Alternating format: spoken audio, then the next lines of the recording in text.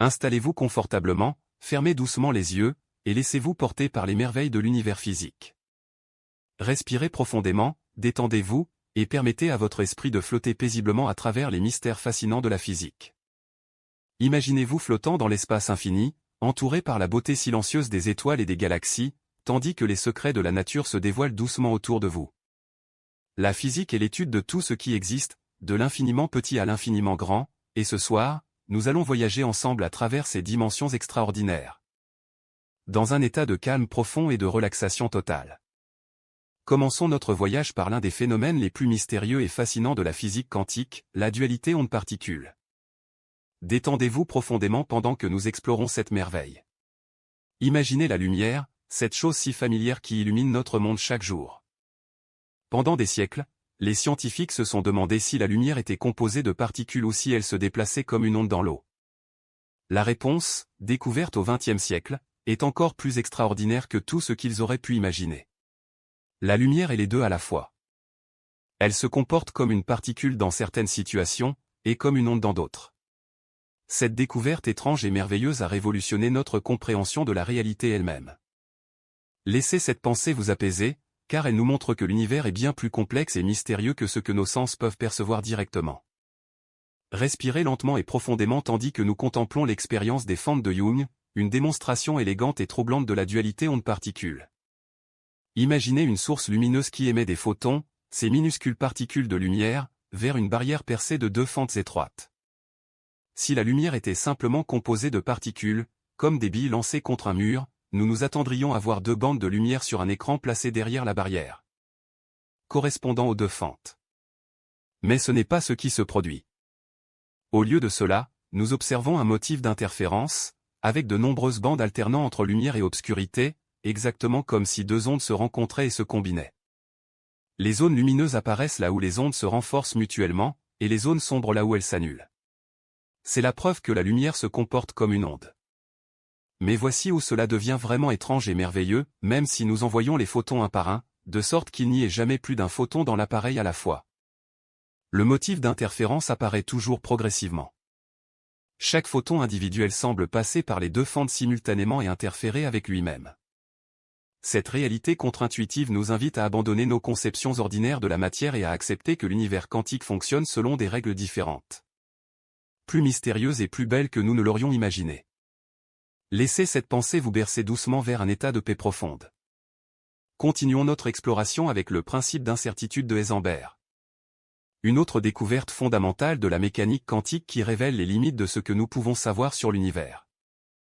Détendez-vous complètement pendant que nous contemplons cette vérité profonde. Werner Heisenberg a découvert qu'il existe une limite fondamentale à la précision avec laquelle nous pouvons simultanément connaître certaines paires de propriétés d'une particule, comme sa position et sa quantité de mouvement. Plus nous mesurons précisément où se trouve une particule, moins nous pouvons connaître avec précision sa vitesse et sa direction. Inversement, si nous mesurons très précisément sa vitesse, sa position devient floue et incertaine. Ce n'est pas simplement une limitation de nos instruments de mesure, mais une propriété fondamentale de la réalité elle-même. Les particules n'ont tout simplement pas de position et de vitesse définies simultanément. Elles existent dans un état de possibilité, de potentialité, jusqu'à ce que nous les observions. Cette vérité étrange nous rappelle que l'univers est intrinsèquement probabiliste à son niveau le plus fondamental, et que l'acte d'observation lui-même change ce que nous observons. Respirez profondément et laissez cette idée vous porter vers un sommeil paisible, sachant que même l'incertitude fait partie de la beauté et du mystère de l'existence. Voyageons maintenant vers le monde fascinant de l'intrication quantique, un phénomène si étrange qu'Einstein lui-même l'a appelé une action fantôme à distance. Fermez les yeux et imaginez deux particules créées ensemble, comme des jumeaux nés du même événement quantique. Ces particules deviennent intriquées, liées d'une manière qui transcende l'espace et le temps ordinaire. Si vous mesurez une propriété de l'une de ces particules, comme son spin, l'autre particule, même si elle se trouve à l'autre bout de l'univers, adopte instantanément un spin correspondant. C'est comme si les deux particules restaient connectées par un fil invisible qui ignore complètement la distance qui les sépare. Cette connexion est plus rapide que la lumière, instantanée en fait. Ce qui a profondément troublé Einstein car cela semblait violer le principe selon lequel rien ne peut voyager plus vite que la lumière. Pourtant, des expériences répétées ont confirmé que l'intrication quantique est réelle. Elle nous montre que les particules qui ont été en contact conservent une forme de lien, une unité mystérieuse qui persiste quelle que soit la distance qui les sépare. Cette découverte suggère que l'univers est profondément interconnecté à un niveau fondamental. Que la séparation que nous percevons entre les objets n'est peut-être qu'une illusion créée par nos sens limités. Laissez cette pensée réconfortante vous envelopper comme une couverture chaude, vous rappelant que tout dans l'univers est lié dans une danse cosmique d'existence unifiée. Respirez calmement tandis que nous nous tournons vers la théorie de la relativité d'Einstein, l'une des plus grandes révolutions de la pensée scientifique. En 1905, Albert Einstein a publié sa théorie de la relativité restreinte, qui a fondamentalement changé notre compréhension de l'espace et du temps. Il a réalisé que le temps n'est pas absolu, qu'il ne s'écoule pas de la même manière pour tout le monde. Au contraire, le temps est relatif, dépendant de la vitesse à laquelle vous vous déplacez. Imaginez deux jumeaux, l'un qui reste sur Terre et l'autre qui part en voyage dans un vaisseau spatial se déplaçant à une vitesse proche de celle de la lumière. Pour le jumeau dans le vaisseau, le temps s'écoule normalement, mais lorsqu'il revient sur Terre après ce qui lui semble être quelques années, il découvre que des décennies se sont écoulées pour son frère resté sur Terre. Ce n'est pas de la science-fiction, c'est une conséquence réelle et mesurable de la relativité. Le temps ralentit littéralement pour les objets qui se déplacent rapidement. De même, l'espace se contracte dans la direction du mouvement. Ces effets sont minuscules aux vitesses ordinaires que nous expérimentons quotidiennement, mais ils deviennent significatifs lorsque nous approchons de la vitesse de la lumière.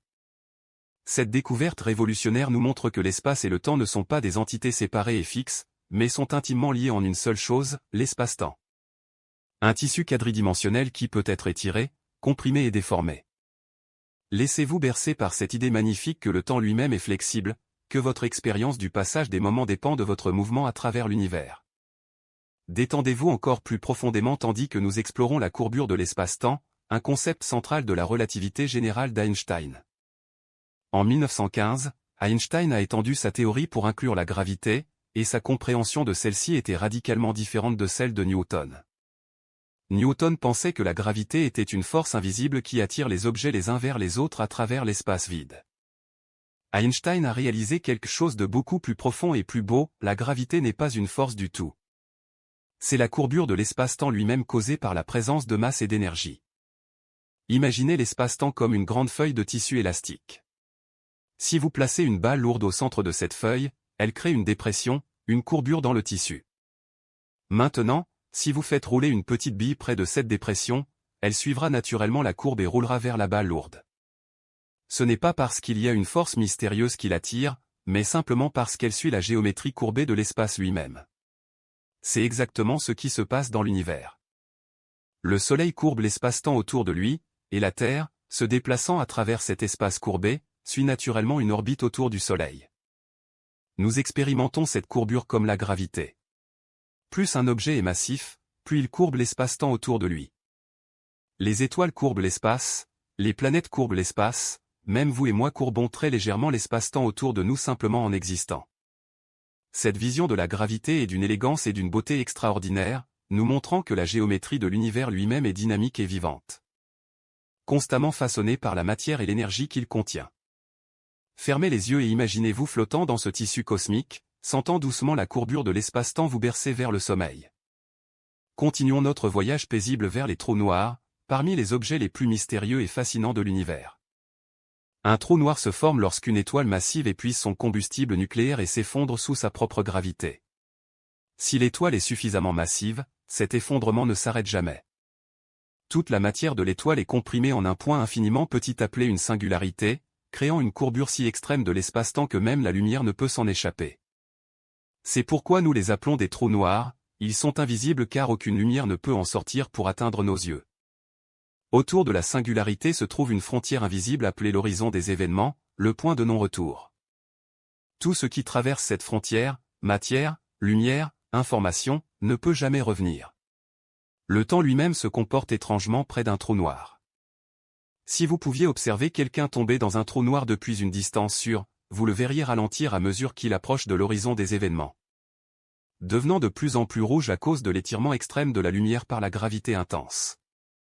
Il semblerait se figer complètement juste au bord, ne franchissant jamais tout à fait l'horizon du point de vue extérieur. Pourtant, Pour la personne qui tombe, le temps s'écoule normalement et elle franchirait rapidement l'horizon. Une fois à l'intérieur, toutes les directions mènent vers la singularité centrale, il n'y a aucun moyen de faire marche arrière, tout comme vous ne pouvez pas voyager en arrière dans le temps. Les trous noirs sont des objets où la gravité est si forte qu'elle déforme complètement notre compréhension habituelle de l'espace et du temps. Ils représentent les limites extrêmes de la physique que nous connaissons. Respirez profondément et laissez le mystère des trous noirs vous envelopper comme l'obscurité paisible de la nuit. Dérivons maintenant vers le Big Bang, le moment de naissance de notre univers. Il y a environ 13,8 milliards d'années, tout ce qui existe, toute la matière, toute l'énergie, et l'espace et le temps eux-mêmes, étaient concentrés en un point infiniment petit et infiniment dense. Puis, dans un événement que nous ne comprenons pas encore complètement, cet état singulier a commencé à s'étendre rapidement. Ce n'était pas une explosion dans l'espace, mais une expansion de l'espace lui-même. Chaque point de l'espace s'est éloigné de chaque autre point, créant plus d'espace entre eux. Au cours des premières fractions de seconde, l'univers a connu une période d'expansion extraordinairement rapide appelée inflation, au cours de laquelle il a grandi exponentiellement, passant d'une taille plus petite qu'un atome à quelque chose de comparable à la taille d'un pamplemousse en une fraction infime de seconde. Cette expansion incroyablement rapide a lissé l'univers et l'a rendu remarquablement uniforme à grande échelle. Au fur et à mesure que l'univers s'étendait, il se refroidissait. Au début, il était si chaud que même les atomes ne pouvaient pas exister. L'énergie était si intense que la matière ne pouvait exister que sous forme de particules fondamentales baignant dans un océan de rayonnement. Progressivement, à mesure que l'univers se refroidissait, les particules ont pu se combiner pour former les premiers noyaux atomiques, principalement de l'hydrogène et de l'hélium. Mais il a fallu attendre encore 380 000 ans avant que l'univers ne soit suffisamment froid pour que les électrons puissent se lier au noyau et former les premiers atomes complets. À ce moment, l'univers est devenu transparent à la lumière pour la première fois. Cette lumière primitive voyage encore à travers l'univers aujourd'hui, et nous pouvons la détecter comme le fond diffus cosmologique, un faible rayonnement de micro-ondes qui remplit tout l'espace. C'est littéralement la lumière de la création, l'écho du Big Bang lui-même, refroidi et étiré par l'expansion de l'univers au cours de milliards d'années. Laissez cette pensée extraordinaire vous apaiser, que nous vivons dans un univers avec une histoire, né dans un moment de création cosmique et évoluant depuis lors selon les lois de la physique. Respirez lentement et calmement tandis que nous contemplons l'expansion continue de l'univers. Non seulement l'univers s'est étendu dans le passé, mais il continue de s'étendre aujourd'hui. Les galaxies s'éloignent les unes des autres, non pas parce qu'elles se déplacent à travers l'espace, mais parce que l'espace lui-même grandit entre elles. Imaginez des points dessinés sur la surface d'un ballon. Lorsque vous gonflez le ballon, les points s'éloignent les uns des autres, non pas parce qu'ils se déplacent sur la surface du ballon, mais parce que la surface elle-même s'étend. C'est exactement ce qui se passe avec les galaxies dans l'univers. Edwin Hubble a découvert cette expansion dans les années 1920 en observant que les galaxies lointaines s'éloignent de nous, et que plus elles sont éloignées, plus elles s'éloignent rapidement. Cette relation est maintenant connue sous le nom de loi de Hubble. Mais ce n'est pas tout. Dans les années 1990, les astronomes ont fait une découverte stupéfiante, non seulement l'univers s'étend, mais son expansion s'accélère. Il y a une force mystérieuse, que nous appelons l'énergie noire, qui pousse l'univers à s'étendre de plus en plus rapidement. Nous ne savons pas vraiment ce qu'est l'énergie noire. Elle constitue environ 68% de toute l'énergie de l'univers, mais nous ne pouvons pas la voir directement, nous ne pouvons détecter que ses effets sur l'expansion cosmique. C'est l'un des plus grands mystères de la physique moderne. Laissez cette énigme cosmique vous bercer doucement, sachant que l'univers conserve encore tant de secrets à découvrir, tant de merveilles qui nous attendent dans l'obscurité cosmique. Détendez-vous complètement tandis que nous explorons la matière noire, une autre composante mystérieuse de l'univers. Lorsque les astronomes étudient les galaxies, ils remarquent quelque chose d'étrange. Les étoiles dans les régions extérieures des galaxies se déplacent beaucoup trop rapidement pour être maintenues en orbite par la gravité de la matière visible seule. Selon les calculs basés sur la lumière que nous pouvons voir, ces étoiles devraient s'envoler dans l'espace. Mais elles ne le font pas. Il doit donc y avoir de la matière supplémentaire, invisible, dont nous ne pouvons pas détecter la lumière, mais dont nous pouvons sentir les effets gravitationnels. Cette matière invisible est appelée matière noire, et elle constitue environ 27% de toute la matière et l'énergie de l'univers. C'est bien plus que toute la matière ordinaire, les étoiles, les planètes, le gaz, la poussière et nous-mêmes, qui ne représente qu'environ 5% de l'univers. La matière noire ne peut pas être vue car elle n'émet, n'absorbe ni ne réfléchit la lumière. Elle interagit avec la matière ordinaire presque uniquement par la gravité. Des halos massifs de matière noire entourent les galaxies, fournissant la masse gravitationnelle supplémentaire nécessaire pour maintenir les étoiles en orbite. Les scientifiques ont proposé de nombreuses idées sur ce que pourrait être la matière noire, des particules massives et faiblement interactives. De nouveaux types de particules que nous n'avons jamais observés, mais jusqu'à présent, nous ne savons pas avec certitude. La matière noire reste l'un des composants les plus importants et les plus mystérieux de notre univers. Un rappel humble que la majeure partie du cosmos est invisible à nos yeux et que nous n'avons encore compris qu'une petite fraction de ce qui existe. Fermez les yeux et sentez la présence invisible de cette matière mystérieuse tout autour de nous, maintenant l'univers ensemble par son attraction gravitationnelle silencieuse. Continuons notre voyage paisible vers le monde des particules élémentaires, les plus petits constituants de la matière. Tout ce que vous voyez, tout ce que vous touchez, tout dans l'univers observable est fait de particules minuscules. Le modèle standard de la physique des particules décrit ces particules fondamentales et les forces qui les gouvernent. Les particules de matière sont appelées fermions, et elles comprennent les quarks et les leptons. Les quarks se combinent pour former des particules plus grandes comme les protons et les neutrons qui composent les noyaux atomiques. Il existe 6 types de quarks avec des noms charmants, up, down, charm, strange, top et bottom. Les leptons incluent l'électron, que nous connaissons bien car il orbite autour du noyau atomique, ainsi que le muon et le tau, qui sont comme des versions plus lourdes de l'électron. Et 3 types de neutrinos, des particules presque sans masse qui interagissent à peine avec la matière ordinaire. Des milliards de neutrinos du Soleil traversent votre corps à chaque seconde sans que vous le remarquiez.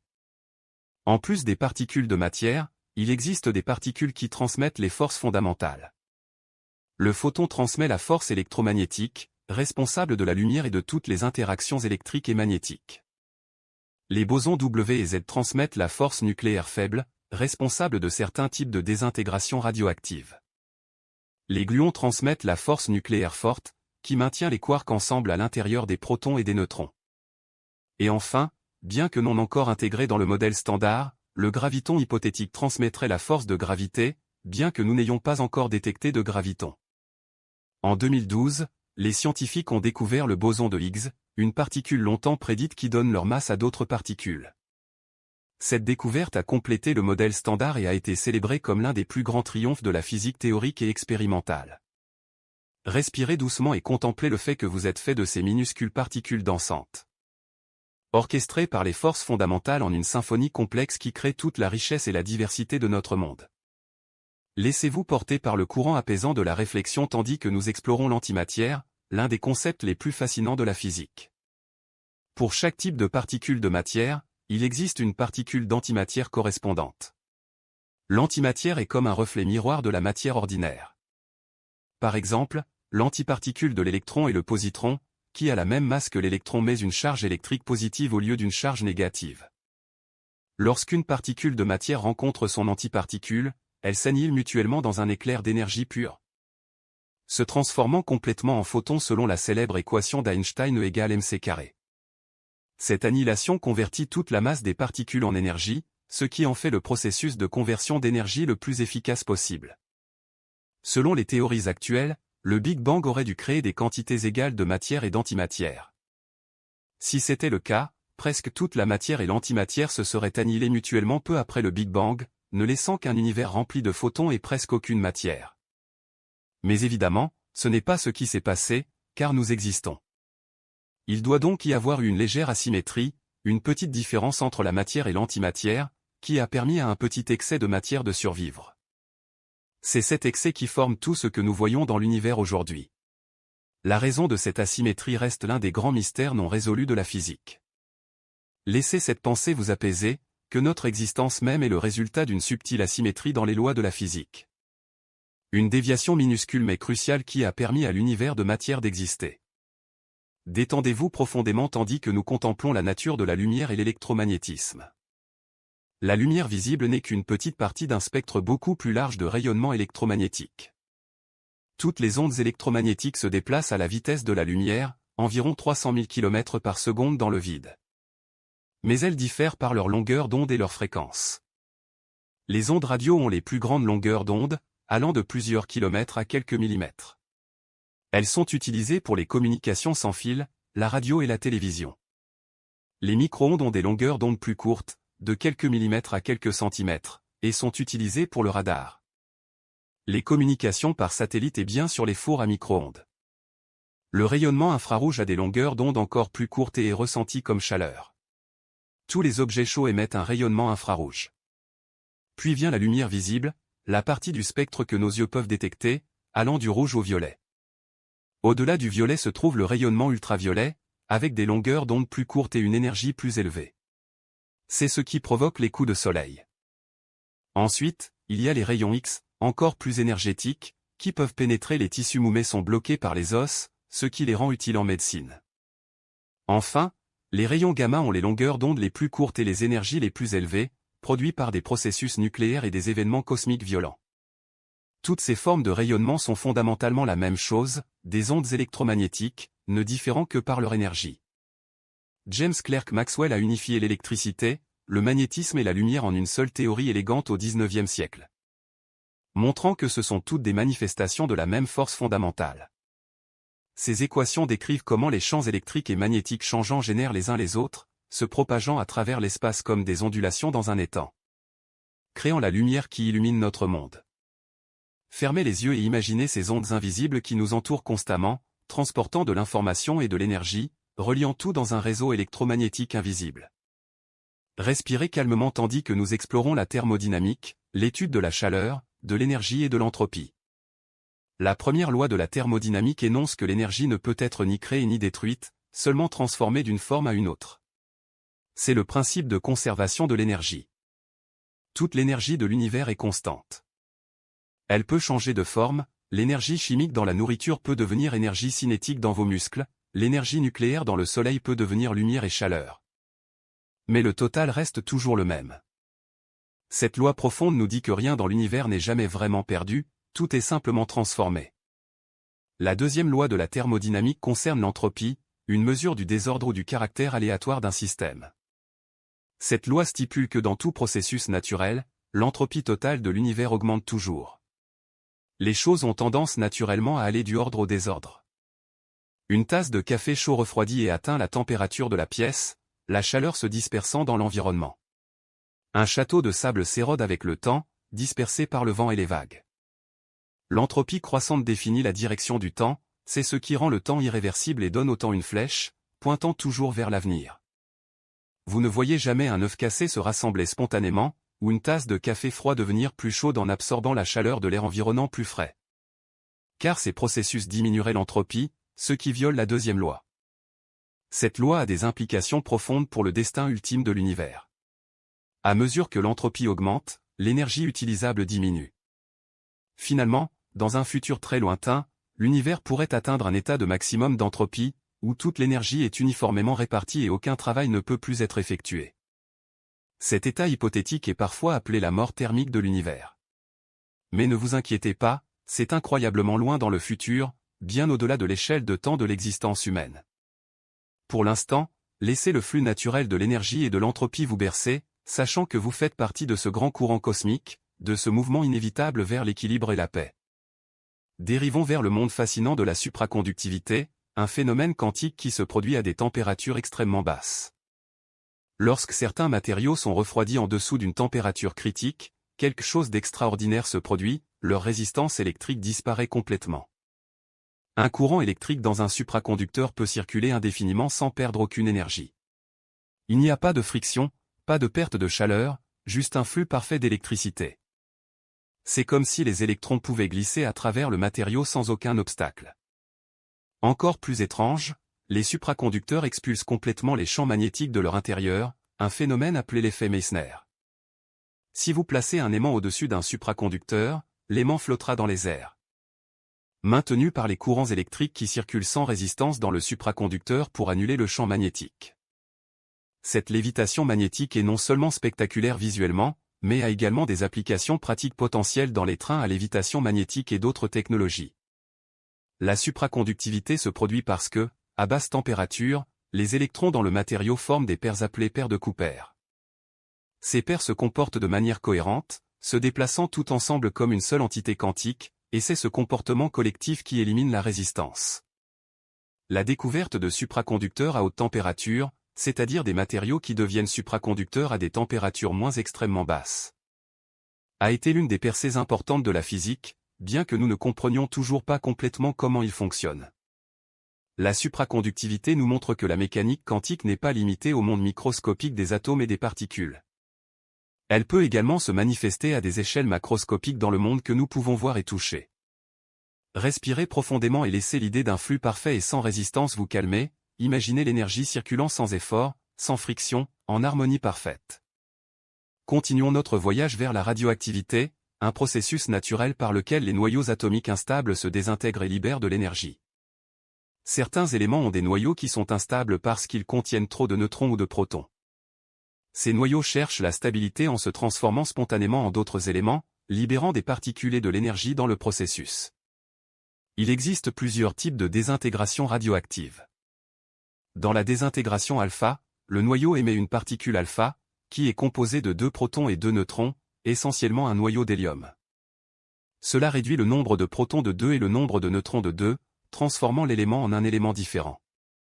Dans la désintégration bêta, un neutron dans le noyau se transforme en proton, émettant un électron et une particule appelée antineutrino. Cela augmente le nombre de protons d'un, changeant à nouveau l'élément. Dans la désintégration gamma, le noyau émet un rayon gamma, un photon de très haute énergie, permettant au noyau de libérer de l'énergie excédentaire sans changer le nombre de protons ou de neutrons. La radioactivité est aléatoire au niveau des noyaux individuels. Nous ne pouvons pas prédire quand un noyau spécifique va se désintégrer, nous pouvons seulement connaître la probabilité de désintégration. Chaque isotope radioactif a une demi-vie caractéristique, le temps qu'il faut pour que la moitié d'un échantillon se désintègre. Les demi-vies varient énormément, de fractions de seconde à des milliards d'années. Par exemple, le carbone 14, utilisé pour dater les matériaux organiques anciens, a une demi-vie d'environ 5700 ans. L'uranium 238 a une demi-vie d'environ 4,5 milliards d'années, presque aussi long que l'âge de la Terre. La radioactivité peut sembler effrayante, mais elle est aussi naturelle et omniprésente. Les éléments radioactifs sont présents dans la croûte terrestre depuis la formation de notre planète, et leur désintégration contribue à la chaleur interne de la Terre. Notre propre corps contient des traces d'isotopes radioactifs comme le potassium 40 et le carbone 14. La radioactivité a également des applications importantes en médecine pour le diagnostic et le traitement, et dans la production d'énergie nucléaire. Laissez-vous apaiser par le fait que la radioactivité est un processus naturel, une manifestation de la transformation constante au cœur de la matière. Un rappel que même les atomes ont leur propre cycle de vie, changeant et évoluant avec le temps. Détendez-vous complètement tandis que nous contemplons les ondes gravitationnelles, des ondulations dans le tissu de l'espace-temps lui-même. Selon la théorie de la relativité générale d'Einstein, lorsque des objets massifs accélèrent, ils créent des vagues qui se propagent à travers l'espace-temps à la vitesse de la lumière. Comme des ondulations s'éloignant d'une pierre jetée dans un étang. Pendant plus d'un siècle, ces ondes gravitationnelles sont restées purement théoriques. Bien qu'Einstein ait prédit leur existence, il doutait qu'elles puissent jamais être détectées car les effets sont incroyablement faibles. Mais en 2015, le LIGO, l'Observatoire d'ondes gravitationnelles par interféromètre laser, a réalisé la première détection directe d'ondes gravitationnelles. Ces ondes particulières ont été produites par la collision et la fusion de 2 trous noirs situés à plus d'1 milliard d'années-lumière. Alors que ces trous noirs massifs spiralaient l'un autour de l'autre à des vitesses incroyables avant de se fondre en un seul trou noir plus grand, ils ont secoué violemment l'espace-temps, envoyant des ondes gravitationnelles se propageant dans toutes les directions. Lorsque ces ondes ont atteint la Terre, elles ont étiré et comprimé l'espace lui-même d'une quantité incroyablement minuscule, bien moins que la largeur d'un proton. Pourtant, les instruments extrêmement sensibles du LIGO ont pu détecter ce changement minuscule. Cette détection a ouvert une toute nouvelle fenêtre sur l'univers. Pendant toute l'histoire de l'astronomie, nous avons observé le cosmos en détectant la lumière et d'autres formes de rayonnement électromagnétique. Maintenant, avec les ondes gravitationnelles, nous pouvons observer des événements qui ne produisent pas de lumière, comme les collisions de trous noirs. Nous pouvons entendre la symphonie de l'univers d'une manière entièrement nouvelle. Les ondes gravitationnelles transportent des informations sur les événements cosmiques les plus violents et énergétiques. Et elles nous parviennent presque inchangées parce qu'elles interagissent très faiblement avec la matière. C'est comme si l'univers chantait pour nous, et nous commençons tout juste à apprendre à écouter. Respirez doucement et imaginez ces vagues invisibles passant à travers vous en ce moment même, des échos de collisions cosmiques de l'autre côté de l'univers. Des murmures de l'espace-temps lui-même racontant son histoire. Laissez votre esprit flotter paisiblement tandis que nous explorons la physique quantique des atomes, ces minuscules systèmes qui composent toute la matière.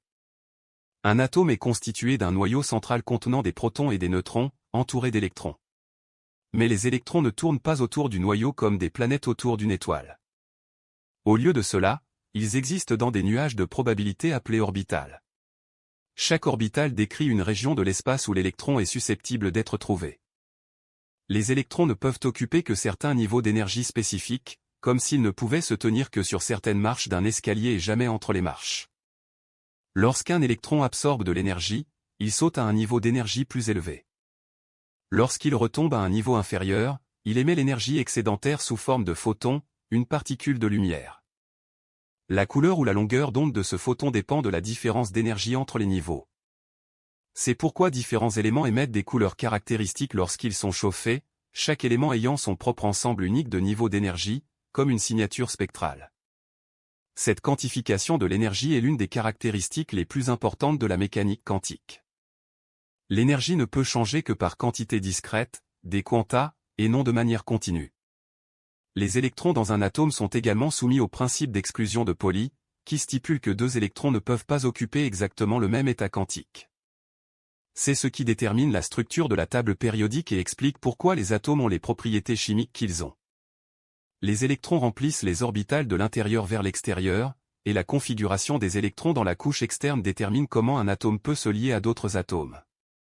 Toute la chimie, toute la riche diversité des matériaux et des composés qui nous entourent, découle de ces règles quantiques simples régissant le comportement des électrons dans les atomes.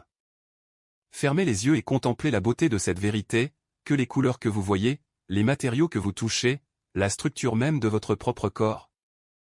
Tout cela émerge des lois quantiques délicates qui gouvernent les électrons dansant autour des noyaux atomiques. Respirez profondément et calmement tandis que nous nous tournons vers la fusion nucléaire.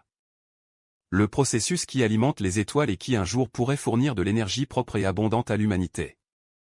La fusion se produit lorsque deux noyaux atomiques légers se combinent pour former un noyau plus lourd, libérant une énorme quantité d'énergie dans le processus. C'est l'opposé de la fission nucléaire, où un noyau lourd se divise en noyaux plus petits. Dans le Soleil et d'autres étoiles, la fusion convertit l'hydrogène en hélium. La température au cœur du Soleil est d'environ 15 millions de degrés Celsius.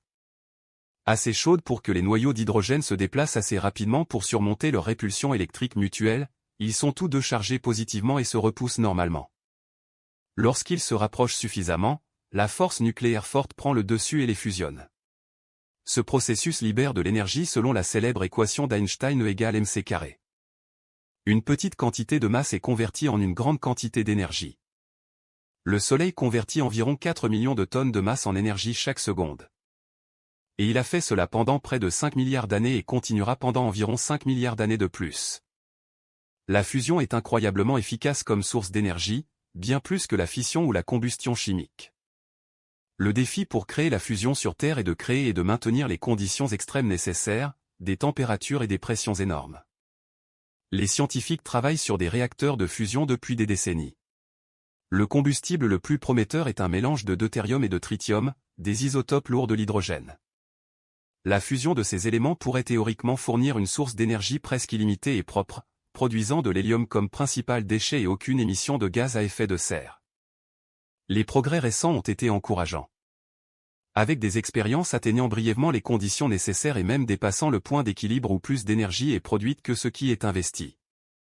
Si la fusion contrôlée devient pratique, elle pourrait transformer notre approvisionnement énergétique, fournissant de l'énergie propre et abondante pour les générations à venir. Laissez-vous apaiser par la pensée que les mêmes processus qui illuminent les étoiles, qui rendent la vie possible sur Terre, pourraient un jour alimenter notre civilisation de manière durable. Une connexion profonde entre l'humain et le cosmos. Continuons notre voyage vers le principe de correspondance, un concept important en physique quantique. Ce principe stipule que le comportement des systèmes quantiques doit correspondre au comportement classique dans la limite des grandes échelles et des grands nombres quantiques. En d'autres termes, bien que les objets microscopiques comme les électrons et les photons se comportent selon les étranges règles de la mécanique quantique, Lorsque vous combinez suffisamment de particules quantiques ou considérez des objets macroscopiques, le comportement devient progressivement plus classique, ressemblant à la physique newtonienne familière. C'est pourquoi nous ne voyons pas de personnes ou de balles de baseball existant dans des superpositions quantiques ou se téléportant à travers des barrières. Les effets quantiques se moyennent à grande échelle. Ce principe a été formulé par Niels Bohr et aide à combler le fossé entre le monde quantique et le monde classique. Il nous rassure que la mécanique quantique n'est pas en conflit avec la physique classique, mais plutôt qu'elle la complète et l'englobe. La physique classique émerge comme une approximation de la mécanique quantique dans les situations appropriées. Cette compréhension est importante car elle signifie que nous n'avons pas besoin de jeter toute la physique que nous avons développée au cours des siècles. Newton n'avait pas tort concernant le mouvement des planètes, sa physique fonctionne parfaitement bien pour ces systèmes. La mécanique quantique étant simplement notre compréhension au domaine où la physique classique ne s'applique plus, les très petites échelles et les très hautes énergies. Respirez doucement et laissez cette harmonie entre le quantique et le classique vous apaiser, sachant que l'univers a une cohérence profonde, que les mêmes lois fondamentales sous-tendent tout. Du plus petit électron aux plus grandes galaxies, manifestées simplement de manière différente à différentes échelles. Détendez-vous profondément tandis que nous explorons la superfluidité, un autre phénomène quantique étonnant qui se produit à des températures extrêmement basses. Lorsque l'hélium liquide est refroidi en dessous d'environ 2 degrés au-dessus du zéro absolu, il devient un superfluide, un liquide avec zéro viscosité. Un superfluide peut couler sans aucune friction, grimper le long des parois de son conteneur, défiant la gravité, et s'écouler pour toujours sans ralentir. Si vous faites tourner un superfluide dans un conteneur puis arrêtez de le faire tourner, le liquide continuera à tourner indéfiniment. Si vous placez un superfluide dans un récipient poreux, il s'infiltrera à travers les pores, peu importe leur petitesse. Il peut même former des fontaines spontanées, jaillissant du liquide sans aucune force externe. Cette superfluidité se produit parce que, à des températures très basses, les atomes d'hélium entrent dans leur état d'énergie le plus bas et commencent à se comporter de manière cohérente, se déplaçant tous ensemble comme une seule entité quantique. C'est un exemple de condensat de Bose-Einstein, un état de la matière où les particules perdent leur individualité et agissent comme une seule onde quantique macroscopique. La superfluidité nous montre que les principes quantiques peuvent se manifester à des échelles que nous pouvons voir de nos propres yeux, créant des comportements qui semblent défier notre intuition ordinaire. C'est un rappel magnifique que le monde quantique n'est pas totalement séparé de notre monde quotidien, mais peut parfois percer à travers dans des circonstances spéciales, révélant la nature quantique sous-jacente de toute la réalité. Laissez l'image d'un liquide s'écoulant sans friction vous bercer vers le sommeil, un flux parfait et sans effort. Doux et continu comme votre propre respiration s'approfondissant tandis que vous vous détendez. Dérivons maintenant vers l'effet photoélectrique, une observation cruciale qui a aidé à établir la nature quantique de la lumière. Lorsque la lumière brille sur certains matériaux métalliques, elle peut éjecter des électrons de la surface du métal. C'est l'effet photoélectrique, et il a été profondément déroutant pour les physiciens du début du XXe siècle. Selon la théorie classique de la lumière comme une onde, la quantité d'énergie transférée aux électrons devrait dépendre de l'intensité de la lumière. Une lumière plus brillante devrait éjecter des électrons avec plus d'énergie. Mais ce n'est pas ce qui se produit. Au lieu de cela, l'énergie des électrons éjectés dépend de la fréquence, ou de la couleur, de la lumière. La lumière bleue, avec une fréquence plus élevée, éjecte des électrons avec plus d'énergie que la lumière rouge, peu importe à quel point la lumière rouge est brillante. De plus, il existe une fréquence seuil en dessous de laquelle aucun électron n'est éjecté, quelle que soit l'intensité de la lumière. Einstein a expliqué cela en proposant que la lumière est composée de paquets discrets d'énergie appelés photons. Chaque photon a une énergie proportionnelle à la fréquence de la lumière. Lorsqu'un photon frappe un électron dans le métal, il transfère toute son énergie à cet électron. Si l'énergie du photon est suffisante, l'électron est éjecté. Augmenter l'intensité signifie simplement plus de photons, donc plus d'électrons éjectés, mais pas des électrons plus énergétiques. Cette explication révolutionnaire a valu à Einstein le prix Nobel en 1921 et a contribué à établir que la lumière a une nature duale, se comportant à la fois comme une onde et comme une particule. L'effet photoélectrique est fondamental pour de nombreuses technologies modernes, y compris les panneaux solaires qui convertissent la lumière du soleil en électricité, et les capteurs d'images dans les caméras numériques. Fermez les yeux et contemplez la danse de la lumière et de la matière, les photons frappant les électrons, transférant de l'énergie dans des événements quantiques discrets. Une interaction fondamentale qui sous-tend tant de notre technologie moderne. Respirez calmement tandis que nous explorons les lois de conservation, des principes fondamentaux qui gouvernent tous les processus physiques. Une loi de conservation stipule que certaines quantités restent constantes dans le temps dans un système isolé. Nous avons déjà mentionné la conservation de l'énergie. Une autre loi importante est la conservation de la quantité de mouvement. La quantité de mouvement total d'un système isolé ne change jamais. Lorsque deux objets entrent en collision, ils peuvent échanger de la quantité de mouvement, mais la somme totale reste la même. C'est ce qui rend les fusées possibles. En éjectant la masse dans une direction, la fusée acquiert de la quantité de mouvement dans la direction opposée.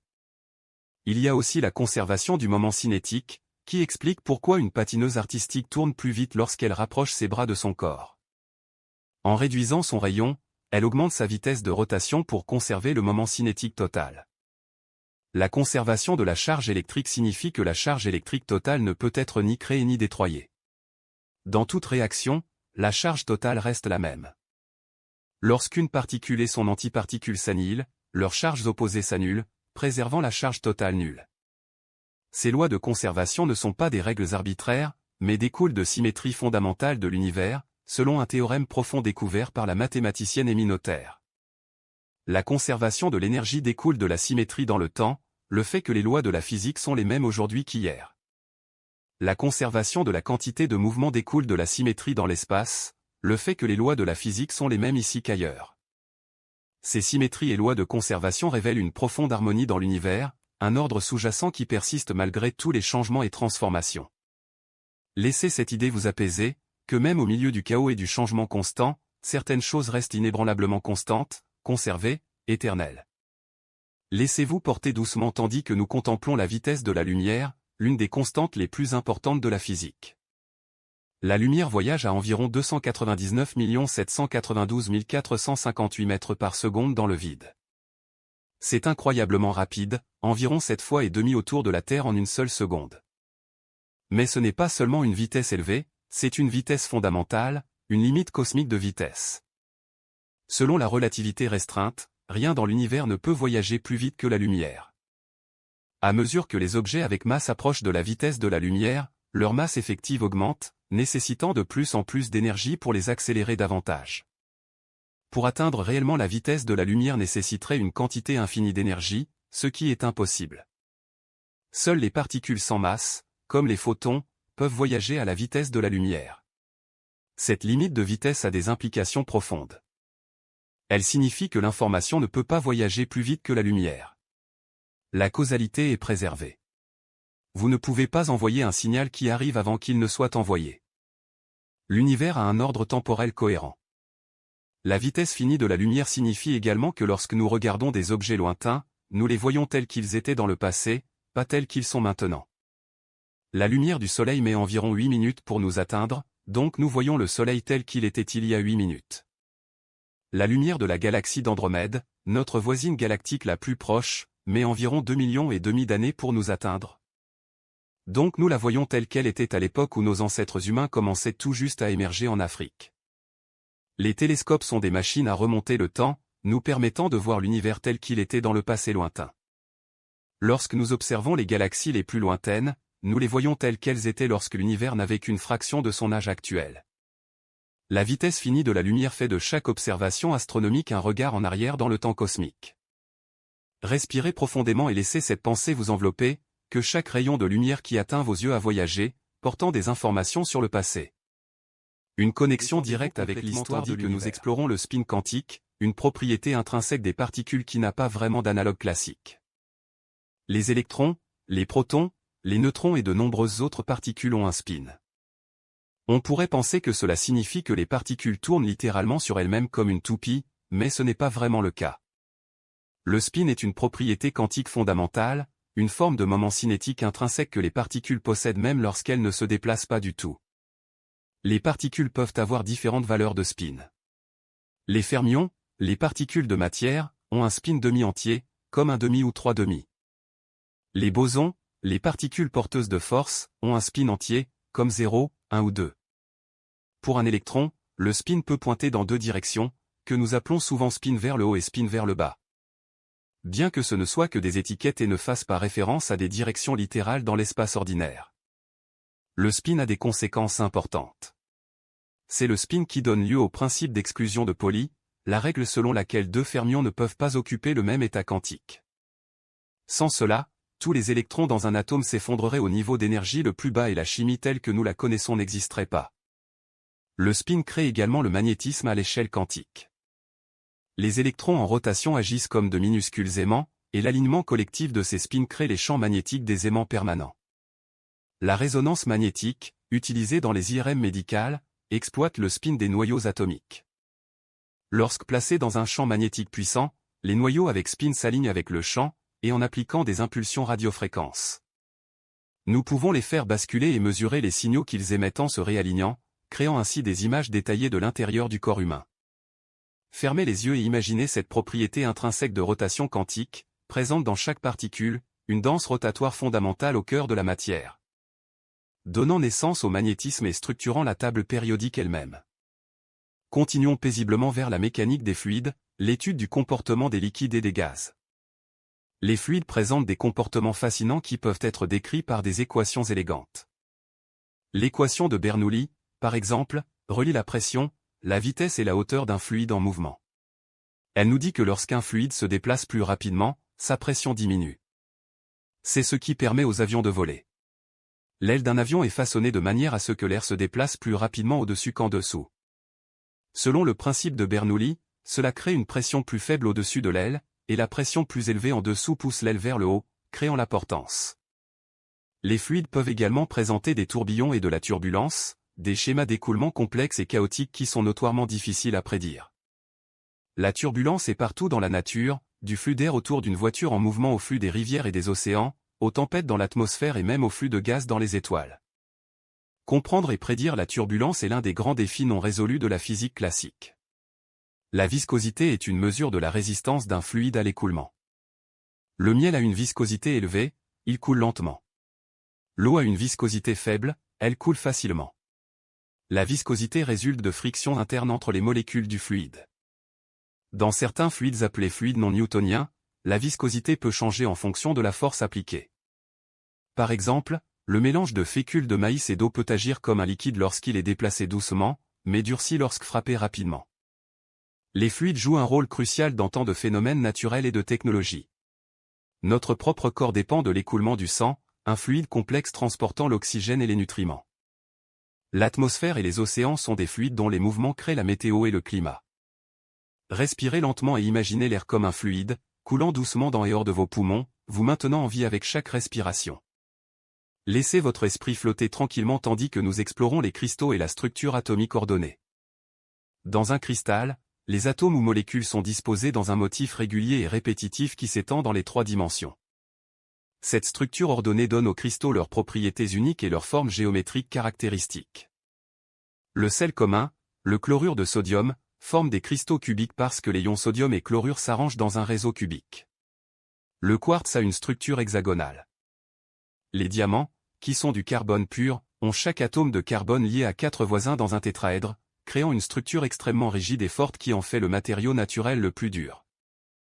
La structure cristalline affecte profondément les propriétés d'un matériau. Elle détermine sa dureté, sa façon de se briser, ses propriétés optiques, sa conductivité électrique et thermique. Dans un métal, les électrons peuvent se déplacer librement à travers le réseau cristallin, c'est pourquoi les métaux conduisent l'électricité. Dans un isolant, les électrons sont liés à leurs atomes et ne peuvent pas se déplacer, donc le matériau ne conduit pas l'électricité. Les semi-conducteurs, comme le silicium, sont entre les deux, leur conductivité peut être contrôlée en ajoutant de petites quantités d'impuretés, une technique appelée dopage. C'est la base de toute l'électronique moderne, des transistors aux puces informatiques. Lorsque les cristaux se forment, les atomes trouvent l'arrangement le plus stable et le plus énergétiquement favorable, créant l'ordre à partir du désordre. Certains matériaux peuvent exister dans plusieurs structures cristallines différentes, appelées polymorphes. Le carbone peut former du graphite, avec des atomes disposés en couches hexagonales qui glissent facilement, le rendant doux et glissant. Ou il peut former du diamant avec sa structure tétraédrique rigide. Même arrangement chimique, propriétés complètement différentes, tout dû à la structure. Fermez les yeux et imaginez le monde invisible de l'ordre atomique, les motifs répétitifs qui s'étendent dans toutes les directions, créant la variété infinie de matériaux qui nous entourent. Respirez profondément et calmement tandis que nous contemplons le plasma, le quatrième état de la matière. Nous sommes familiers avec les solides, les liquides et les gaz. Lorsque vous chauffez un solide, il fond en liquide. Chauffez le liquide, il s'évapore en gaz. Mais chauffez un gaz encore plus, et les atomes absorbent tellement d'énergie que leurs électrons sont arrachés, créant un mélange d'ions chargés positivement et d'électrons libres. Cet état ionisé est le plasma. Bien que moins familier dans notre vie quotidienne, le plasma est en fait l'état le plus courant de la matière dans l'univers. Les étoiles sont faites de plasma. Les vastes nuages de gaz entre les étoiles sont souvent ionisés en plasma par le rayonnement stellaire.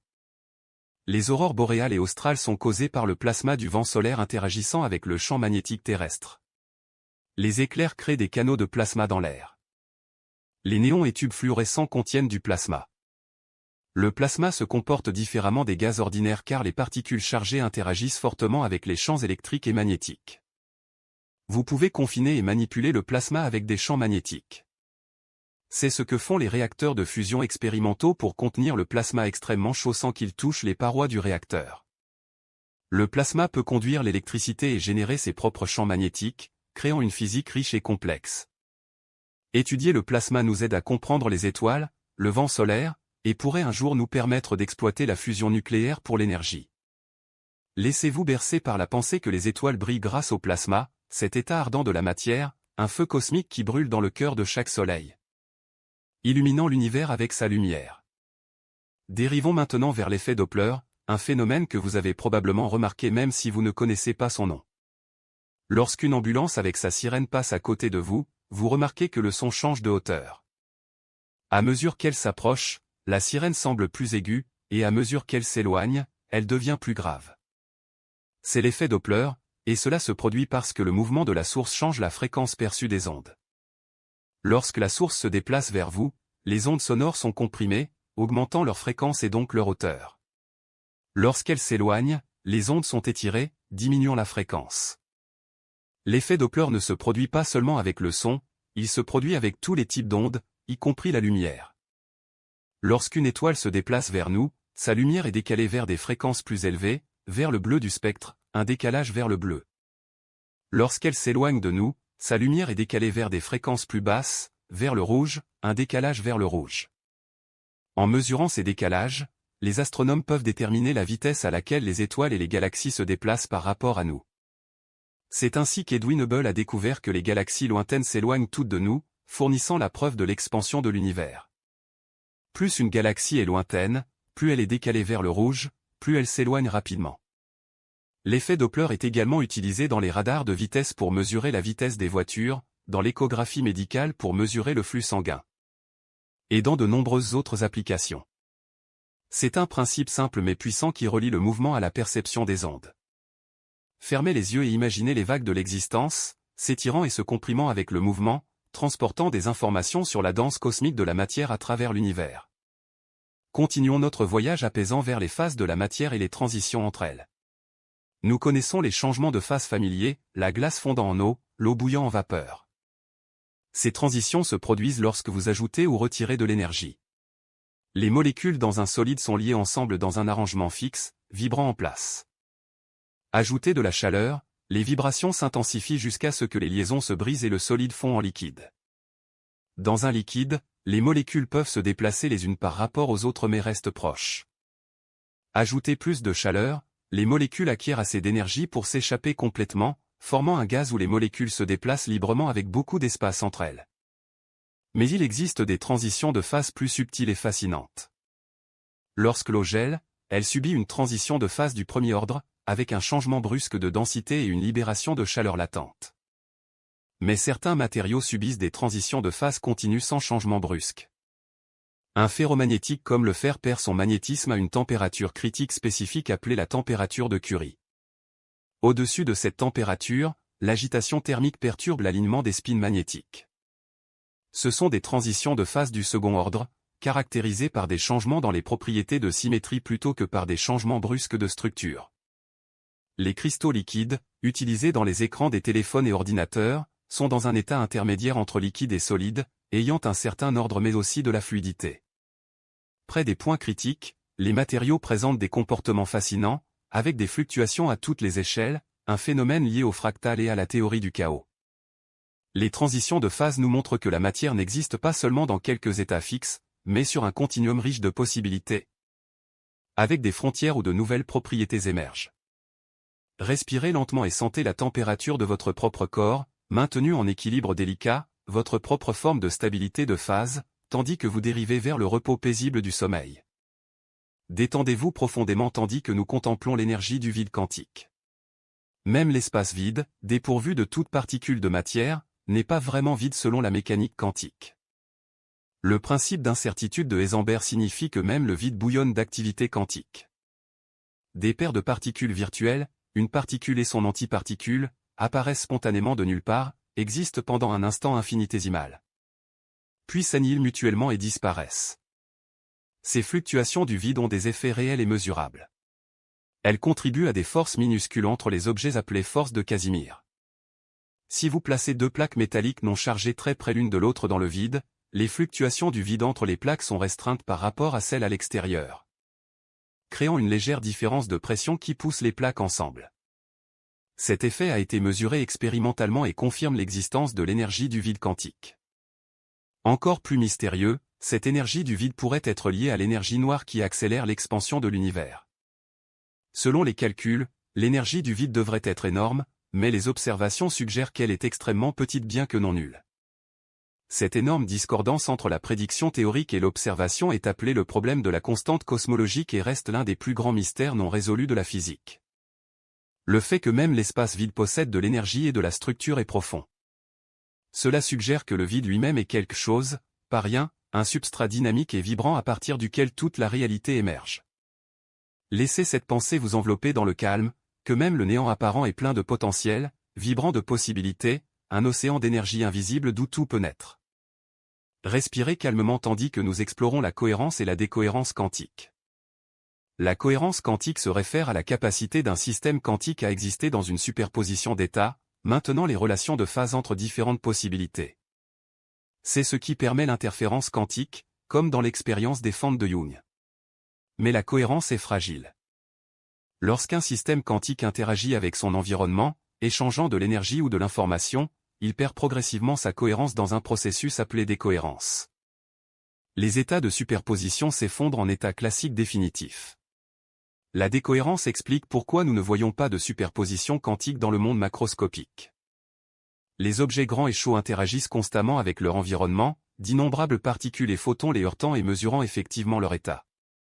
Cette interaction constante détruit la cohérence quantique presque instantanément. Pour observer des effets quantiques, nous devons isoler les systèmes de leur environnement, souvent en les refroidissant à des températures proches du zéro absolu dans des chambres à vide. La décohérence pose des défis pour l'informatique quantique, qui repose sur le maintien de la cohérence pour que les qubits puissent exister en superposition et s'intriquer. Les chercheurs travaillent sur des codes de correction d'erreurs quantiques et d'autres techniques pour protéger la cohérence contre les effets de l'environnement. Comprendre la décohérence nous aide également à comprendre la frontière entre les mondes quantiques et classiques, comment l'étrange quantique devient le familier classique. C'est un pont entre les deux royaumes, montrant comment notre réalité quotidienne émerge du substrat quantique. Fermez les yeux et imaginez les états quantiques fragiles, existant en superposition jusqu'à ce qu'ils rencontrent le monde, puis s'effondrant en réalité définie. La danse éternelle du potentiel devenant actuel, le flou devenant net, le probable devenant certain. Laissez-vous porter doucement tandis que nous contemplons la cosmologie quantique et l'origine de l'univers. Si nous retracions l'expansion de l'univers dans le temps, nous arrivons au Big Bang, un moment de densité et de température infinie. Mais notre physique se décompose à cette singularité. Pour vraiment comprendre le tout début de l'univers, nous avons besoin d'une théorie de la gravité quantique, unissant la relativité générale et la mécanique quantique. Bien que nous n'ayons pas encore une telle théorie complète, les physiciens ont développé des idées sur ce qui pourrait s'être passé. Une idée est que l'univers pourrait avoir émergé d'une fluctuation quantique du vide. Un univers apparaissant spontanément de rien grâce à l'énergie d'emprunt quantique permise par le principe d'incertitude. Une autre idée est que le temps lui-même pourrait ne pas avoir existé avant le Big Bang, que le temps a commencé avec l'univers, donc demander ce qui s'est passé avant n'a pas de sens. Certaines théories proposent que notre univers fait partie d'un multivers, d'innombrables univers avec différentes propriétés, chacun avec son propre ensemble de lois physiques. Dans ce paysage, notre univers particulier existe parce que ses propriétés permettent la vie et les observateurs. C'est le principe anthropique. D'autres théories suggèrent des univers cycliques qui se dilatent et se contractent éternellement, chaque Big Bang étant suivi éventuellement d'un Big Crunch qui mène à un nouveau Big Bang. Toutes ces idées sont spéculatives, repoussant les limites de notre compréhension. Elles nous rappellent que les questions les plus profondes, pourquoi existe-t-il quelque chose plutôt que rien, quelle est la nature ultime de la réalité, restent mystérieuses. Respirez profondément et laissez ce mystère cosmique vous apaiser, sachant que l'univers conserve ses secrets les plus profonds, nous invitant à nous émerveiller et à explorer. À toujours chercher même si certaines questions peuvent ne jamais avoir de réponse complète. Détendez-vous complètement tandis que nous explorons le mouvement brownien, le mouvement aléatoire de petites particules en suspension dans un fluide. Si vous observez un grain de pollen dans l'eau au microscope, vous le verrez se déplacer dans une danse erratique et imprévisible. Ce mouvement n'est pas causé par des courants dans l'eau, mais par les molécules d'eau individuelles heurtant constamment le grain de pollen de toutes les directions. Chaque collision est minuscule, mais collectivement, elles font trembler et danser la particule. Albert Einstein a analysé mathématiquement le mouvement brownien en 1905. La même année où il a publié sa théorie de la relativité restreinte et son explication de l'effet photoélectrique, une année vraiment miraculeuse. Son analyse a fourni des preuves solides de l'existence des atomes et des molécules. Bien que les scientifiques aient parlé d'atomes pendant des siècles, certains doutaient encore qu'ils soient réels plutôt que simplement un modèle pratique. Le mouvement brownien était la preuve directe que la matière est faite de particules discrètes en mouvement constant. La théorie d'Einstein a permis de calculer la taille des atomes et le nombre d'atomes dans un échantillon donné en observant le mouvement brownien. Le mouvement brownien nous rappelle que même lorsque les choses semblent immobiles, il y a une agitation constante au niveau moléculaire. Les atomes et les molécules sont toujours en mouvement, vibrant et se heurtant les uns aux autres en raison de leur énergie thermique. La température elle-même n'est rien d'autre qu'une mesure de ce mouvement aléatoire moyen. Plus la température est élevée, plus les molécules se déplacent rapidement. Au zéro absolu, le mouvement thermique cesserait, bien que le mouvement quantique persisterait même à cette température. Fermez les yeux et imaginez la danse invisible des atomes tout autour de vous et en vous, un mouvement perpétuel qui ne cesse jamais, l'agitation thermique qui sous-tend toute existence. Un océan de mouvements microscopiques créant l'illusion d'immobilité au niveau macroscopique. Continuons paisiblement vers les ondes sonores et l'acoustique. Le son est une onde mécanique qui se propage à travers un milieu matériel en comprimant et en étirant alternativement le matériau. Lorsqu'un diapason vibre, il pousse et tire l'air adjacent, créant des régions de pression plus élevées et plus basses qui se propagent vers l'extérieur comme des ondulations. Ces variations de pression atteignent votre oreille et font vibrer votre tympan, que votre cerveau interprète comme son. Le son se déplace à des vitesses différentes selon le milieu. Dans l'air au niveau de la mer à température ambiante, il voyage à environ 343 mètres par seconde. Dans l'eau, il voyage beaucoup plus vite, environ 1500 mètres par seconde. Dans les solides comme l'acier, il peut voyager à plus de 5000 mètres par seconde. Plus le milieu est dense et rigide, plus le son se déplace généralement rapidement. Le son ne peut pas voyager dans le vide car il n'y a pas de molécules pour transporter les vibrations. Les ondes sonores ont une fréquence et une amplitude. La fréquence détermine la hauteur, les sons à haute fréquence sont aigus, les basses fréquences sont graves. Les humains peuvent généralement entendre des fréquences d'environ 20 Hz à 20 000 Hz. L'amplitude détermine le volume, les grandes amplitudes sont fortes, les petites sont douces. Les sons peuvent interférer les uns avec les autres, comme les ondes lumineuses. Lorsque deux ondes sonores de fréquences légèrement différentes se rencontrent, elles produisent des battements, des fluctuations périodiques du volume. C'est ainsi que les musiciens accordent leurs instruments, en écoutant les battements entre deux notes et en ajustant jusqu'à ce que les battements disparaissent, indiquant que les fréquences correspondent.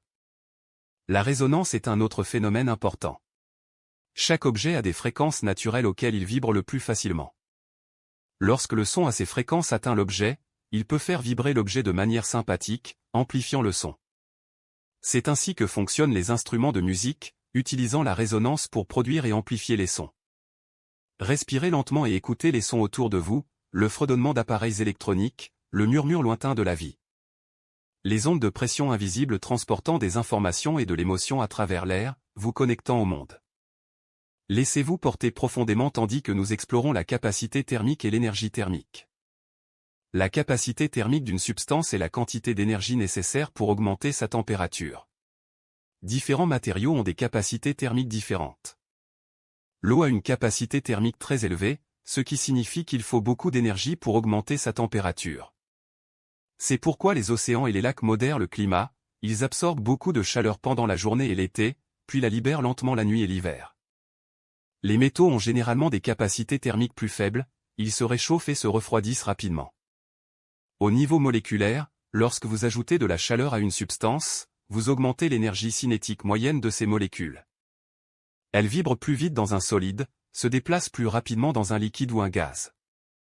Cette énergie thermique est de l'énergie en mouvement aléatoire et désordonné, par opposition à l'énergie ordonnée du travail mécanique.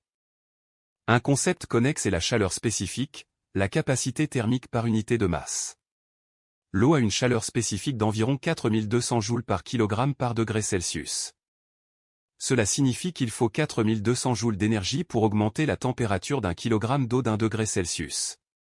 Cette propriété élevée de l'eau est cruciale pour la vie. Notre corps est principalement de l'eau, et cette capacité thermique élevée aide à stabiliser notre température interne malgré les changements de l'environnement.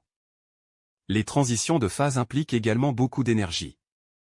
Fondre la glace ou faire bouillir l'eau nécessite beaucoup d'énergie sans changement de température. L'énergie allant dans le changement de la structure plutôt que l'augmentation du mouvement moléculaire. Fermez les yeux et sentez la température de votre propre corps, maintenue dans un équilibre délicat grâce aux propriétés thermiques de l'eau qui composent la majeure partie de vous. Une stabilité née de la physique à l'échelle moléculaire. Dérivons maintenant vers les semi-conducteurs et l'électronique moderne. Les semi-conducteurs sont des matériaux avec des propriétés électriques entre les conducteurs et les isolants. Le silicium est le semi-conducteur le plus important, la base de presque toute l'électronique moderne. Dans un semi-conducteur pur, il y a une bande d'énergie interdite entre les électrons de valence liés et les électrons de conduction libre. À température ambiante, certains électrons acquièrent suffisamment d'énergie thermique pour sauter à travers cette bande interdite, créant une légère conductivité. Mais la vraie magie se produit lorsque vous dopez le semi-conducteur en ajoutant de petites quantités d'impuretés. En ajoutant des atomes avec un électron supplémentaire créez un semi-conducteur de type N, avec des électrons supplémentaires libres pour conduire l'électricité. En ajoutant des atomes avec un électron de moins créez un semi-conducteur de type P, avec des trous, des absences d'électrons, qui agissent comme des porteurs de charge positive. Lorsque vous mettez en contact un matériau de type N et un matériau de type P, vous créez une jonction PN, la structure fondamentale des diodes et des transistors. Une diode permet au courant de circuler dans une direction mais pas dans l'autre. Un transistor agit comme un interrupteur ou un amplificateur, contrôlant un courant important avec un petit signal. En combinant des millions ou des milliards de transistors sur une seule puce de silicium, nous créons des circuits intégrés, des processeurs informatiques, de la mémoire. Et tous les autres composants de l'électronique moderne. Toute l'ère numérique, Internet, les smartphones, tout repose sur notre compréhension et notre maîtrise de la physique des semi-conducteurs. C'est un triomphe remarquable de la science fondamentale conduisant directement à la technologie transformatrice. Respirez profondément et contemplez que l'appareil que vous utilisez pour écouter ceci, s'il y en a un, contient des milliards de minuscules commutateurs quantiques. Orchestrés pour traiter des informations, tous basés sur des principes découverts en explorant la nature fondamentale de la matière. Détendez-vous complètement tandis que nous contemplons les lentilles et l'optique, l'étude de la lumière et de son comportement. Les lentilles focalisent ou dispersent la lumière par réfraction, la courbure de la lumière lorsqu'elle passe d'un matériau à un autre avec une vitesse lumineuse différente. Une lentille convergente, convexe, courbe la lumière vers l'intérieur, concentrant les rayons parallèles en un point focal. C'est ce que font vos yeux, focalisant la lumière sur la rétine pour créer une image. Une lentille divergente, concave, courbe la lumière vers l'extérieur, dispersant les rayons. Les lunettes et les lentilles de contact utilisent la réfraction pour corriger les problèmes de vision. Si votre œil focalise la lumière devant ou derrière la rétine, une lentille correctement façonnée peut réfracter la lumière pour qu'elle focalise exactement sur la rétine. Les microscopes utilisent plusieurs lentilles pour agrandir de petits objets, permettant de voir des cellules et même des structures subcellulaires. Les télescopes collectent la lumière avec de grandes lentilles ou miroirs et la focalisent pour observer des objets distants dans l'espace. La couleur provient de la réfraction également. La lumière blanche est un mélange de toutes les couleurs, et différentes longueurs d'onde se courbent de quantités légèrement différentes lorsqu'elles traversent un prisme, séparant la lumière en un arc-en-ciel. C'est pourquoi les arcs-en-ciel se forment lorsque la lumière du soleil traverse des gouttelettes de pluie, chaque gouttelette agissant comme un petit prisme. Les fibres optiques utilisent la réflexion interne totale pour transporter la lumière sur de longues distances avec une perte minimale, formant l'épine dorsale d'Internet moderne. La lumière entre dans la fibre et rebondit sur les côtés, piégée à l'intérieur par la réflexion, voyageant rapidement et efficacement. L'optique nous a donné la vision corrigée, les microscopes et télescopes qui étendent notre vision, et maintenant les communications optiques qui connectent le monde. Fermez les yeux et appréciez le miracle de la vision elle-même, de la lumière entrant dans vos yeux, réfractée par votre cristallin, focalisée sur votre rétine, convertie en signaux nerveux, interprétée par votre cerveau, vous donnant cette riche expérience du monde visuel. Continuons notre voyage apaisant vers l'effet tunnel quantique, un phénomène vraiment étrange et merveilleusement quantique. En physique classique, si une balle roule vers une colline et n'a pas assez d'énergie pour atteindre le sommet, elle roule simplement en arrière. Mais en mécanique quantique, les particules peuvent parfois traverser des barrières énergétiques qu'elles ne devraient pas pouvoir franchir. C'est l'effet tunnel. Les particules ne sont pas des petites balles mais des ondes de probabilité. Lorsqu'une particule rencontre une barrière, son onde de probabilité ne s'arrête pas brusquement au bord de la barrière. Au lieu de cela, elle s'étend dans la barrière et même au-delà de l'autre côté. Si la barrière est suffisamment mince, il y a une probabilité non nulle que la particule apparaisse de l'autre côté, ayant traversé la barrière par un tunnel. C'est comme si une balle roulant vers une colline la traversait mystérieusement au lieu de rouler en arrière. L'effet tunnel est essentiel dans de nombreux processus naturels et technologies. Les étoiles brillent en partie grâce à l'effet tunnel. Les températures dans le cœur du Soleil, bien qu'extrêmement chaudes, ne sont pas suffisamment élevées pour que les noyaux d'hydrogène surmontent leur répulsion électrique par l'énergie thermique seule. Mais grâce à l'effet tunnel, ils peuvent parfois se rapprocher suffisamment pour fusionner malgré tout.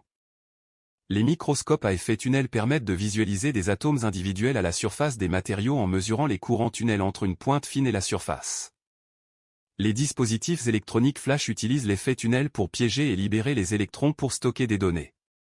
La désintégration radioactive alpha implique également l'effet tunnel, des particules alpha s'échappant des noyaux en traversant la barrière énergétique qui les retient normalement. Respirez lentement et laissez l'idée de l'effet tunnel vous apaiser, cette possibilité mystérieuse et quantique de traverser des obstacles apparemment insurmontables. Un rappel que dans le monde quantique, les règles sont différentes et que des possibilités qui semblent impossibles peuvent parfois devenir réalité. Laissez votre esprit dériver tranquillement tandis que nous explorons la chromodynamique quantique. La théorie de la force nucléaire forte qui maintient les quarks ensemble à l'intérieur des protons et des neutrons. Les quarks portent une propriété appelée charge de couleur, bien que cela n'ait rien à voir avec la couleur réelle. Il existe 3 types de charges de couleur, arbitrairement étiquetés rouge, vert et bleu, plus leurs anticolores. Les quarks échangent des particules appelées gluons qui transportent à la fois la charge de couleur et la force. Un aspect fascinant de la force forte est qu'elle devient plus forte lorsque vous essayez de séparer les quarks. C'est comme un élastique quantique, il s'étire mais devient plus difficile à tirer. Si vous essayez de séparer 2 quarks, l'énergie croissante dans le champ de gluons finit par devenir suffisante pour créer une nouvelle paire quark-antiquark du vide. Vous ne pouvez jamais isoler un seul quark. C'est le confinement des quarks. Les quarks n'existent qu'en combinaisons qui sont neutres en couleur, soit 3 quarks de couleurs différentes formant un baryon comme un proton, soit une paire quark-antiquark formant un méson. La chromodynamique quantique explique également pourquoi la force forte a une portée si courte. Elle ne s'étend que sur environ un fentomètre, la taille d'un noyau atomique. Bien que la force soit extrêmement puissante à ces distances minuscules, elle devient négligeable à plus grande distance. Cette théorie a été développée dans les années 1960 et 70 et est maintenant solidement établie et vérifiée expérimentalement. Elle complète l'électrodynamique quantique, qui décrit la force électromagnétique, dans notre compréhension des forces fondamentales. Fermez les yeux et contemplez les quarks liés à jamais ensemble au cœur de la matière, maintenus par une force qui grandit en résistance lorsqu'elle est étirée, créant la structure stable des protons et des neutrons qui forment les noyaux de tous les atomes de votre corps. Respirez profondément et calmement tandis que nous contemplons l'holographie et le principe holographique. L'holographie ordinaire utilise la lumière laser pour créer des images tridimensionnelles. Lorsque vous regardez un hologramme, vous voyez une image complètement tridimensionnelle, et si vous vous déplacez, votre perspective change comme si l'objet était réellement là. Remarquablement, toute l'information sur l'image tridimensionnelle est encodée dans un motif bidimensionnel sur le film holographique. Si vous cassez le film en morceaux, chaque morceau contient toujours l'image complète mais avec moins de résolution. Cela a conduit à une idée profonde en physique théorique, le principe holographique. Ce principe suggère que toute l'information contenue dans un volume d'espace peut être représentée comme une théorie sur la frontière de cet espace. En d'autres termes, notre univers tridimensionnel pourrait être une projection holographique d'informations encodées sur une surface bidimensionnelle lointaine. C'est une idée étrange et profonde qui émerge de l'étude des trous noirs et de la gravité quantique. Elle suggère que la gravité et l'espace-temps eux-mêmes pourraient être émergents. Des phénomènes qui apparaissent à grande échelle à partir de processus plus fondamentaux se produisant sur une frontière de dimension inférieure. Bien que hautement théorique et encore en développement, le principe holographique offre un aperçu fascinant de la nature profonde de la réalité, suggérant que l'univers pourrait être fondamentalement différent de ce qu'il semble. Laissez cette pensée vous bercer doucement, que la réalité elle-même pourrait être plus étrange et plus merveilleuse que nous ne pouvons l'imaginer. Une projection holographique de l'information dansant sur les frontières du cosmos. Détendez-vous complètement tandis que nous explorons l'entropie de l'information et le démon de Maxwell. L'entropie peut être comprise non seulement comme une mesure du désordre, mais aussi comme une mesure de l'information manquante. Plus un système est désordonné, plus il faut d'informations pour le décrire complètement. James Clerk Maxwell a imaginé une expérience de pensée impliquant un démon minuscule intelligent qui pourrait apparemment violer la deuxième loi de la thermodynamique. Imaginez une boîte de gaz divisée en deux moitiés par une paroi avec une petite porte. Le démon s'assoit à la porte et l'ouvre sélectivement pour permettre aux molécules rapides de passer dans un côté et aux molécules lentes dans l'autre. Finalement, un côté deviendrait chaud et l'autre froid, créant un gradient de température à partir d'un état uniforme sans aucun travail, diminuant apparemment l'entropie. Pendant plus d'un siècle, les physiciens se sont interrogés sur ce paradoxe. La résolution est venue de la compréhension que le démon doit acquérir des informations sur les molécules pour décider quand ouvrir la porte. Mesurer et stocker ces informations génère de l'entropie, et lorsque le démon efface finalement sa mémoire pour continuer à fonctionner.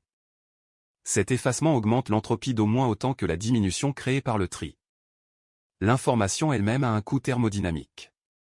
Cette connexion entre information et entropie est profonde, reliant la physique, la théorie de l'information et le calcul. Elle nous dit que l'information est physique, que le calcul et l'effacement de mémoire sont des processus physiques gouvernés par la thermodynamique. Fermez les yeux et laissez cette unité profonde entre information et physique vous apaiser, sachant que tout ce qui existe, toutes les informations qui décrivent l'univers, est tissé dans le tissu de la réalité elle-même, information et énergie dansant ensemble dans la tapisserie cosmique de l'existence. Et maintenant, tandis que notre voyage à travers les merveilles de la physique tire doucement à sa fin, respirez profondément et laissez toutes ces idées se déposer paisiblement dans votre esprit. De l'infiniment petit monde quantique des particules dansantes et des ondes de probabilité, à l'immense cosmos d'étoiles, de galaxies et d'espace-temps courbés. Nous avons voyagé à travers les échelles de l'existence. Nous avons contemplé la dualité onde-particule, l'intrication quantique, la relativité du temps, la courbure de l'espace-temps, les trous noirs mystérieux, et le Big Bang qui a donné naissance à tout. Nous avons exploré les forces fondamentales, les particules élémentaires, l'énergie noire et la matière noire qui dominent le cosmos. Nous avons réfléchi à la nature de la lumière, la chaleur, le son, et toutes les ondes qui transportent l'énergie et l'information à travers l'univers. Nous avons vu comment les lois de la physique, de la conservation de l'énergie à l'augmentation de l'entropie, gouvernent tout ce qui se passe, créant l'ordre et la structure que nous voyons malgré le flux constant du changement. Laissez-vous apaiser par la connaissance que vous faites partie de cet univers merveilleux, que les atomes de votre corps ont été forgés dans les cœurs des étoiles. Que les mêmes lois qui gouvernent les galaxies gouvernent aussi votre propre existence. Tout est connecté dans une grande tapisserie d'existence unifiée, du plus petit quark au plus grand amas de galaxies. Respirez lentement, profondément, et laissez le mystère et la beauté de l'univers physique vous envelopper comme une couverture chaude et apaisante. Laissez vos pensées se calmer, votre corps se détendre complètement, et dériver doucement dans un sommeil paisible et réparateur, porté par les merveilles infinies de la physique. Bercé par la symphonie cosmique de la réalité elle-même. Bonne nuit, et que vos rêves soient remplis d'étoiles et de possibilités quantiques.